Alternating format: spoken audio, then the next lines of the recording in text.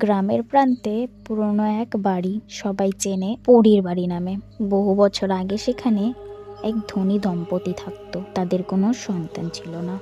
এক রাতে গর্ভবতী এক গৃহবধূ সেখানে আশ্রয় নেয় এক ঝড় বৃষ্টির রাতে। পরদিন সকালে গ্রামবাসীরা তাকে মৃত অবস্থায় পায়। কিন্তু অদ্ভুত বিষয়টি হলো তার পেট ফেটে শিশুটি নিখোঁজ হয়ে যায়।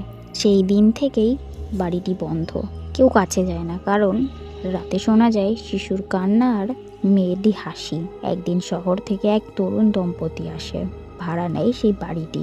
স্ত্রী তখন গর্ভবতী। প্রথম রাতে কিছুই হয়নি, কিন্তু দ্বিতীয় রাতেই সে শুনতে পায় কারোর মৃদু গলা, তোমার শিশুটি আমার হবে।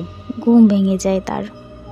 দেখে জানালার পাশে এক সাদা পোশাকে একটি মেয়ে দাঁড়িয়ে আছে, মুখে অদ্ভুত কোমল হাসি, চোখ দুটি যেন শূন্যে হারিয়ে গেছে। স্বামী কিছুই দেখতে পায় না, ভাবে স্ত্রী হয়তো দুঃস্বপ্ন দেখেছে। কিন্তু সকালে তার পেটে ব্যথা শুরু হয়, রক্ত ঝরতে থাকে। চিকিৎসক আসার আগেই সেই মৃত মায়ের আত্মা পরিতে রূপ নিয়ে ফিরে এসেছে, যেন প্রতিটি গর্ভবতী নারীর সন্তান কেড়ে নিয়ে নিজের হারানো শিশুর প্রতিশোধে।